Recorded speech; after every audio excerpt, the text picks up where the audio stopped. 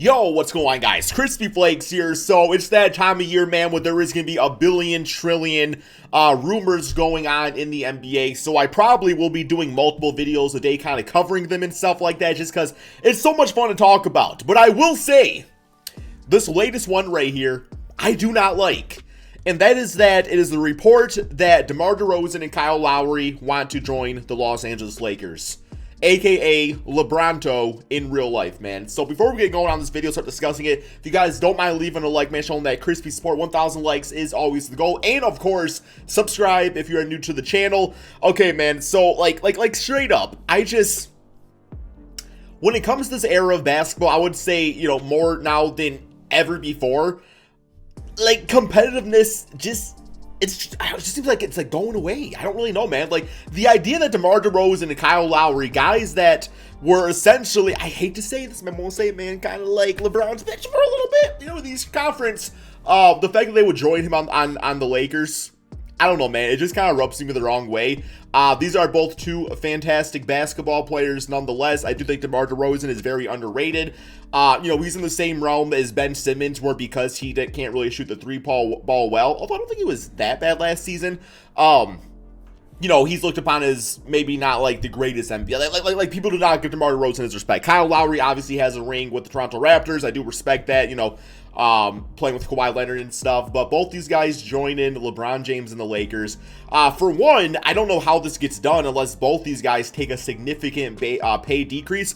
I think as it stands right now, if the Lakers are able to like shed the salary cap of like Kyle Kuzma, he's got like $11 million. Talen Horton, they gave him the qualifying offer.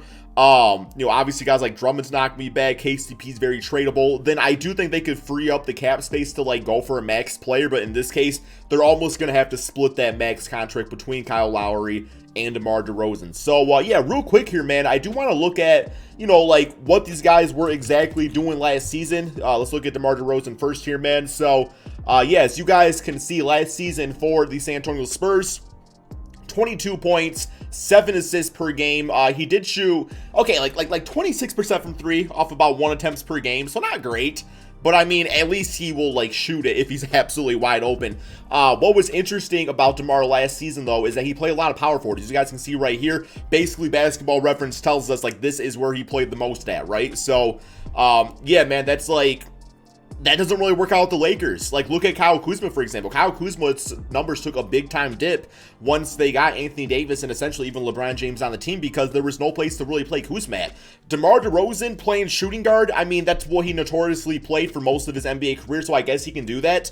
And, you know, the chemistry is there with Kyle Lowry and stuff, but it seems like in his later career right here, based off how the game of basketball is going, he's done much better at that, you know, playing the small forward / power forward position. So going back to shooting guard in this era of basketball, I mean, he's got the athleticism, the quickness to stay with the two guards, stuff like that defensively. It's just offensively, I really worry about that. Now, I will say, this probably won't happen, but if DeMar DeRozan, which I've actually been saying for about 2 seasons now, can take on an Andre Iguodala type of role. We all know that Iggy was killer on, you know, the Denver Nuggets and stuff, then went to the Warriors, became like a 6-man stuff, and it worked out perfectly. I've been saying that for DeMar DeRozan to win a ring, he needs to do that type of role. Still get himself, you know, the 28 to 32 minutes a game or something like that. He averaged 34 minutes a game, so I still think the minutes are there. But just really run the second unit for a championship contending team, I think would be a big-time W. I was saying for a while for the Warriors to actually go for him. So if he does that type of role, and then they bring back a KCP or, you know, insert three-point shooter to actually go in the starting lineup, that's much better. And then looking over here at Kyle Lowry, you know, Kyle Lowry last season, played about 46 games, 17 points, 7 assists, 5 rebounds per game. He is 34 going on 35 and about 40% from 3. So yeah, I mean, Kyle Lowry should be on a team like the Lakers, I would say. He should be on a contender nonetheless. I don't think he's coming back to the Toronto Raptors. I do think they're going to move on and probably essentially, you know, draft Jalen Suggs, or if they trade up in the draft and get like Evan Mobley, then you're probably looking at Gary Trent and also Fred VanVleet in the backcourt, which is completely fine. So I do think Kyle Lowry is probably going to move on, but to team up with DeMar DeRozan. So the last time these guys actually played together, the last season he was in Toronto was 2017-2018. DeMar dropped 23-5-4, so 2017-2018 for Kyle Lowry. 16.7 assists, 6 rebounds per game. Now, that was with both these guys as the main focus of the offense, right? Obviously, with LeBron James and Anthony Davis, you're looking at Lowry probably being the third scoring option. I'm going to say DeMar the fourth. I really think, well, no, I think Kyle Lowry would probably focus more on playmaking. So probably third option for DeMar DeRozan, right? So looking over here at this trade machine thing we got going on, let me make myself a little bit smaller here so you guys can see it a lot better. I wanted to try to figure out, something for DeMar DeRozan, because there's really essentially not a trade to be had here unless there's like a sign and trade type of thing, which from the San Antonio Spurs standpoint, the only guy I could see in this lineup, they'd be, well, you know what? I could see like a Montrezl Harrell, Kyle Kuzma thing. I think both those guys would be pretty good options. Obviously, on the Spurs, they got Jakob Poeltl, who's more of a defensive-oriented center, so Montrezl can bring some scoring. So that could be nice. Kuzma obviously would have a nice little decent chance there to be part of the starting lineup, I would say, playing with Keldon Johnson, DeJounte Murray, all those guys. So that'd be kind of nice. And then maybe like a sign and trade with Dennis Schroeder just to make the salary work, I suppose. But I do think DeMar has a player option, so he can decline that and just sign for less money, right? So I don't think, regardless of what we do here, I don't think a trade's going to work out. But you could like modify contracts. Okay, this is actually kind of interesting. So yeah, trade him to the Spurs. I say probably Kuzma goes to the Spurs and Montrezl Harrell to the Spurs. And then we'll go ahead and send DeMar DeRozan to the Lakers. So money-wise, outgoing $22 million, incoming $39 million, outgoing. You guys can see all that there, man. My apologies. Looks kind of crazy there, man. Okay, so we got that. Total cap $66 million, $114 million. Cap space negative $2.5 million.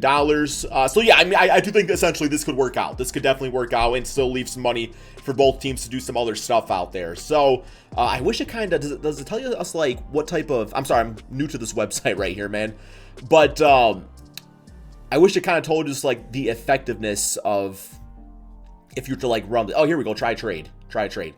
Okay, here we go. So we got success. We got a successful trade for it to happen. And for the Lakers, it actually says they would go down 2 wins. And for the Spurs, they would go up 2 wins. So let's go ahead and adjust this real quick here.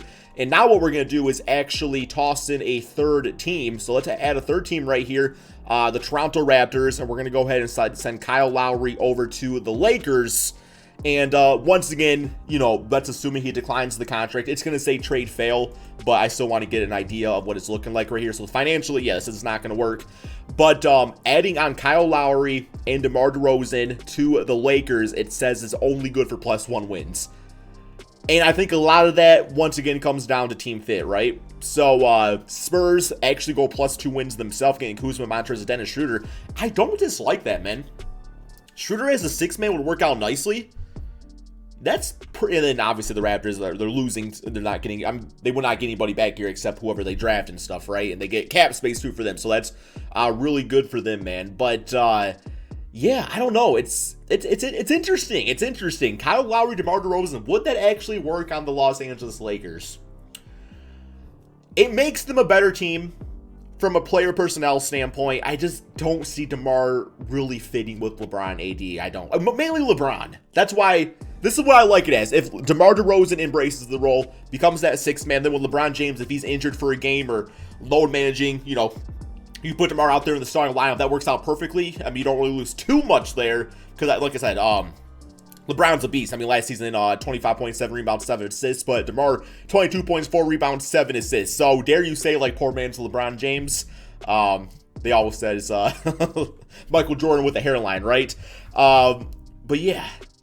It's interesting. Do I think there's a better fit? If I was DeMar DeRozan, I kind of like the idea of DeMar on the Denver Nuggets. I feel like that would actually kind of work. And that's assuming you can play the power forward spot. Or I guess you could have Michael Porter at the 4 and DeMar at the 3 either way. But I would really like him slashing off of like Jokic's passing abilities. So I like that quite a bit. Kyle Lowry, is there a better fit? I would say the Lakers is good. I would not go to the Clippers because obviously with, Kawhi probably being out for the season or at least most of it, I feel like that's going to be a wasted year for the Clippers. So, no, man, I think this is it here. That's pretty much all we got for this video. Hope you guys all enjoyed it. Be sure to drop that like, subscribe if you're new to the channel, and peace out, my friends.